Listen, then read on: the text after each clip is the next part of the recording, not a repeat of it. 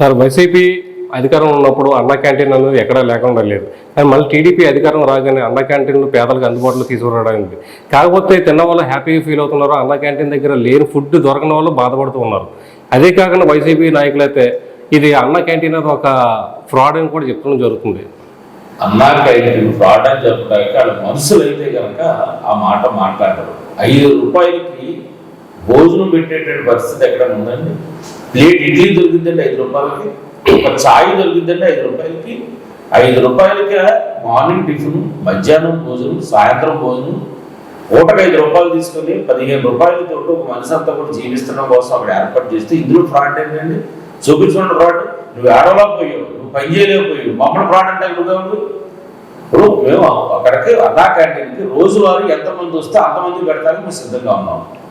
రోజుకు పూటకి 400 మంది వస్తే 400 పెడతా సిద్ధంగా ఉన్నాం. 500 మంది వస్తే 500 మందికి, 1000 మంది వచ్చి మేము పెడతా సిద్ధంగా ఉన్నాం. ఇవాళ 400 వచ్చి భోజనం తీసుకొచ్చాం అనుకోండి, ఇంకా జనం ఎక్కువ వస్తున్నారు అనుకోండి, రెండో పూట పెంచుతాం. ఎంతమంది వస్తున్నారో చూసుకుంటాం, రెండో పూట పెంచుతాం. అంతే తప్ప ఎంతమంది వస్తే అంతమంది పెడతాక మేము సిద్ధంగా ఉన్నాం. ఎంతమంది వచ్చినా 5 రూపాయలుగా పెట్టే పరిస్థితి ఉంటుంది. అంతే తప్ప ఇందులో ఫ్రాడ్. నువ్వు అన్నా క్యాంటీన్ పేరు మార్చి నువ్వు పెట్టుకుంటున్నావు, 5 సంవత్సరాలు నువ్వు వేడలేకపోయావు, నువ్వు పెట్టలేకపోయావు. తిరిగి మళ్ళీ ఎవరు ఫ్రాడ్ అంటే ఏం ఫ్రాడ్? ఎవరు డబ్బులు ఇవి?